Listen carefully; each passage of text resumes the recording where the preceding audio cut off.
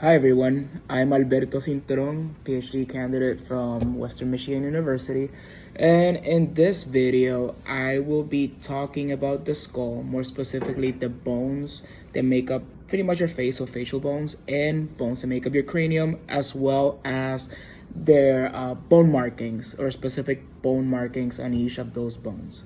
So to start, there are a total of 14 bones that make up your face and cranium, and each one of those has a very specific markings. But before we start with that, we're gonna start with the sutures found in the skull. So in the skull, we're gonna be talking about a few sutures, which are pretty much unmovable joints caused by the fusion of various bones. So in the skull, we have a few flat bones. We have the frontal bone, we have the parietal bones, we have the occipital bones, and we have the temporal bones, right? Between the frontal bone and the parietal bones, we're gonna have the coronal suture. Think of the coronal plane. Between the parietal bones, we're gonna have the sagittal suture, right? Think of the sagittal plane, right? Left and right, or right and left.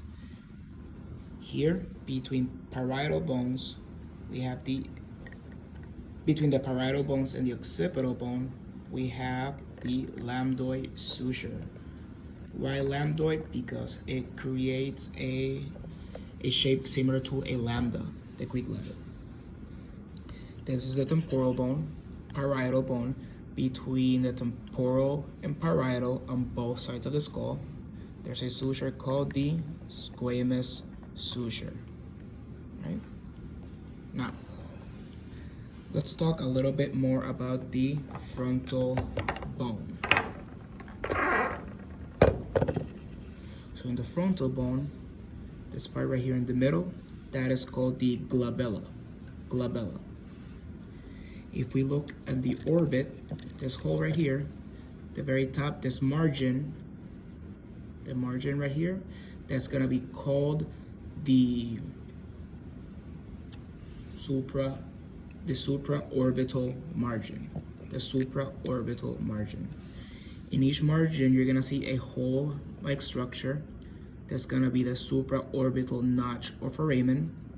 And if you notice, there's kind of like a curve right here. Imagine this is where your eyebrows are located. That's gonna be the superciliary arch. Superciliary arch. Now, let's continue with the following bones, which will be the parietal bones. The parietal bones are paired. That means there are two, right and left, two on each side, right? Combined through the sagittal suture. Next, we're gonna continue with the temporal bone. As you recall, the temporal bone is paired. There are two on each side. And from the temporal bone, the first part we're gonna notice is going to be the squamous region. So the squamous region is this flat portion of the temporal bone. So think squamous suture, squamous region. You notice the skull has this sort of bridge-like structure, and there's a line right here splitting that bridge. So this half that belongs to the temporal bone, it's called the zygomatic process. Zygomatic process. If we keep going back, right, anterior, posterior, if we keep going to the posterior side, we're gonna notice this indent or bowl-like structure. That indent or bowl-like structure, that's going to be the mandibular fossa. Why? That's where the condyle of the mandible connects. Posterior to the mandibular fossa, imagine you have an ear right here. So think of this kind of like the ear hole. So that's gonna be the external acoustic meatus or external acoustic canal. Just posterior to it, we have this mass that you can feel or palpate behind your ear. That's going to be the mastoid process. The mastoid process. Now, if we look at an inferior point of view in the skull, right, where you can also see part of the temporal bone. This will be the mandibular fossa, zygomatic process. And you notice there's gonna be a few holes. So my trick is finding the styloid process, which is this bony structure right here. Right next to it, there are two holes. One and a much bigger one here too. This one, that's smaller and more anterior, that one is going to be the carotid canal. This one that's bigger and more posterior is going to be the jugular foramen. Right?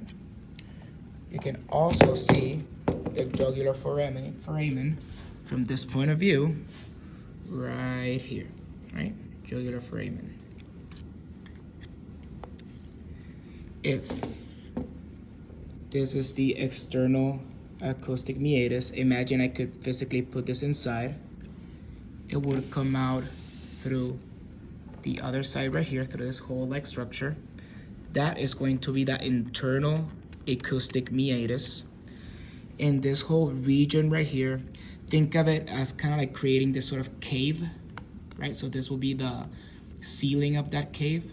So this whole portion will be the petrous region, right? Now, let's go with the occipital bone. So for this, I'm gonna look at it from an inferior point of view. And if you notice, the first thing and most notable structure or space in the occipital bone is gonna be this gigantic hole right here. This is where the spinal cord leaves the skull and enters the spinal cord. This hole, and enters the column, sorry. So this hole is called the foramen magnum.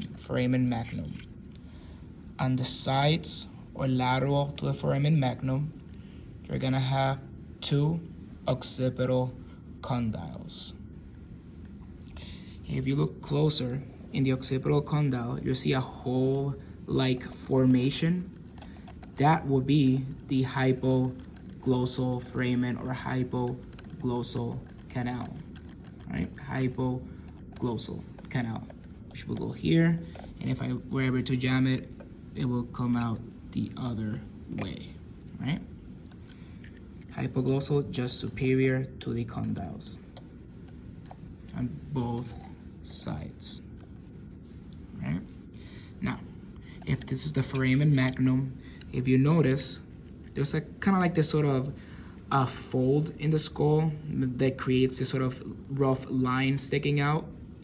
That's going to be the external occipital crest, and the external occipital crest ends with the external occipital protuberance. Additionally, if you look closely in the crest, you're gonna see this sort of two folds that almost look like lines going across that crest. This one right here will be the inferior nuchal line. This one in the back will be the superior nuchal line.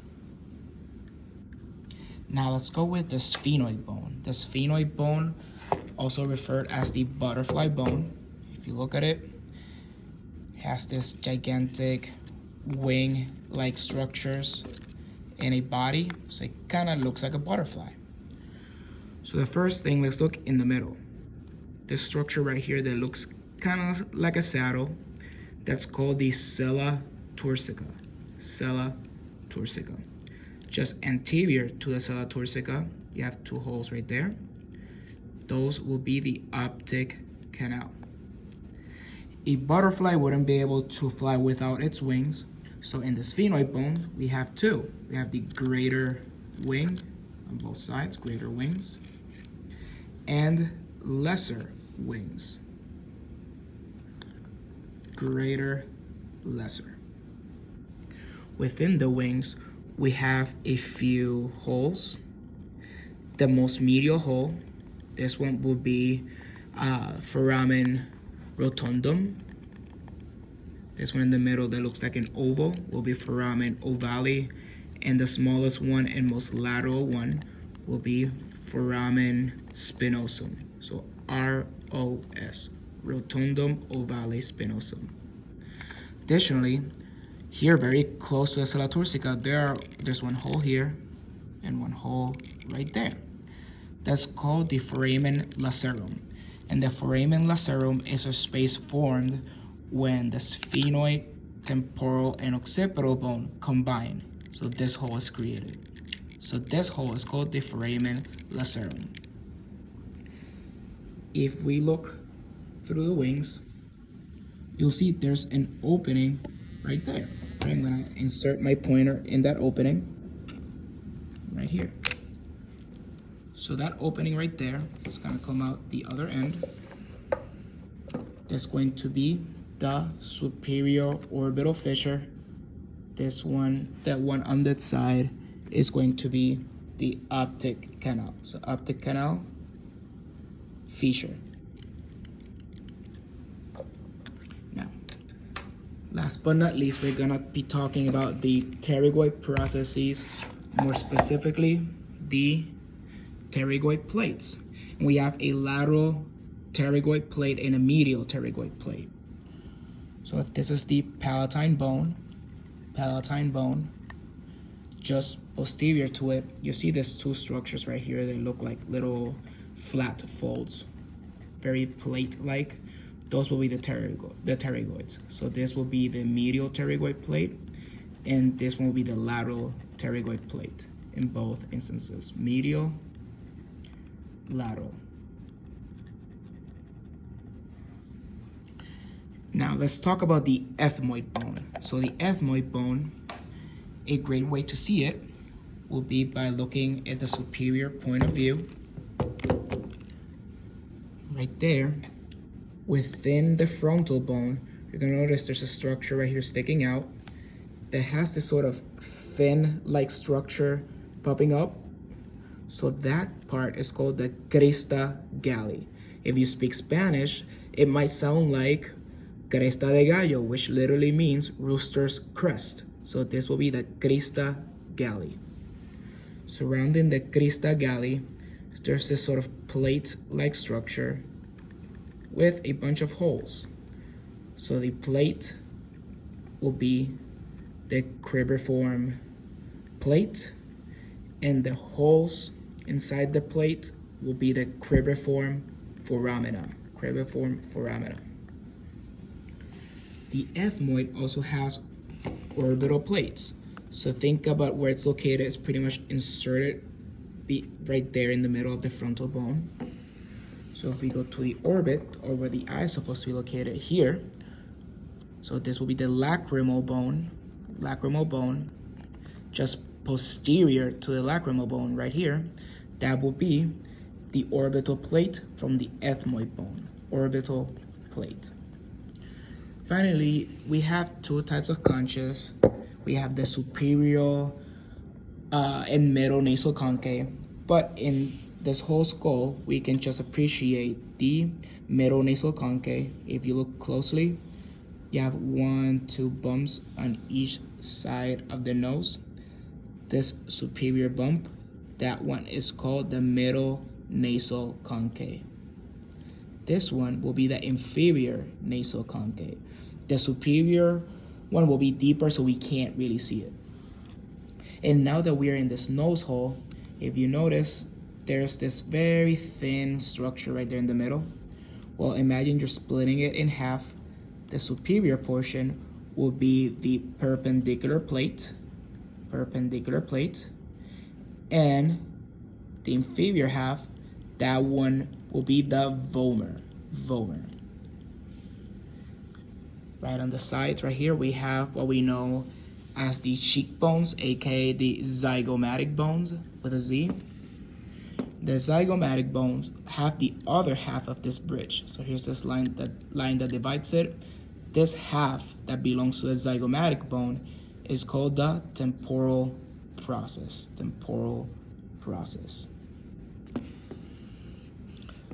Here, notice this hole within this bone. This will be the lacrimal bone. You have on both sides. Right there in the middle, we have the nasal bones. And then we're gonna continue with that upper jaw called the maxillae, right? This upper jaw. And in the maxillae, you're gonna notice just below the orbit, there's gonna be two holes, 1 and 2. Those will be called the infraorbital foramen. Infra, inferior to the orbit. So infraorbital foramen. If you notice where the teeth are, if you look on the sides, we see this sort of like ridges that looks like processes. So those will be the alveolar processes. Alveolar processes. If we look from an inferior point of view within the maxillae, notice how there's a line right here, meaning two bones or two bony structures combined and fused. So we have this marking. So each one of those pieces is called a palatine process. It's just anterior to the palatine bone right here, palatine bone. Now, let's go with the inferior jaw, aka the mandible, right? The mandible. And similar to the maxillae, we have ridges where the teeth are. So those will be the alveolar processes of the mandible. The mandible is split into two major regions. We have the ramus and the body.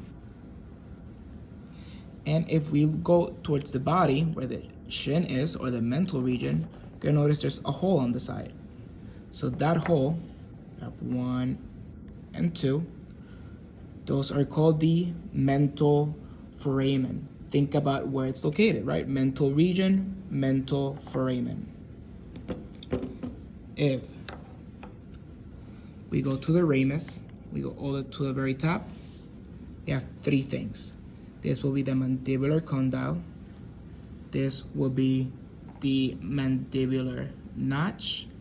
And this will be the coronoid process, right?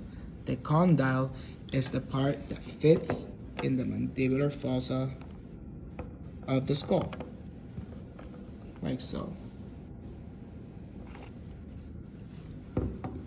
If we look in the deepest part of the mandible, we're also gonna see two holes, 1 and 2. And those will be the mandibular foramen of the mandible. When we're growing up, notice how on top of the skull we have sutures. That means those bones fused together. When we're babies, all of the bones are not completely fused yet. So we have something called soft spots. The appropriate name will be the fontanelles. And we have various, but we're only gonna be talking about two. This one, the anterior fontanelle, located between the frontal bones and parietal bones. And although here not visible, here is where we will find the posterior fontanelle between parietals and occipital bones. So it should be around this area right here. And with that, we have discussed some of the major bone markings in the skull.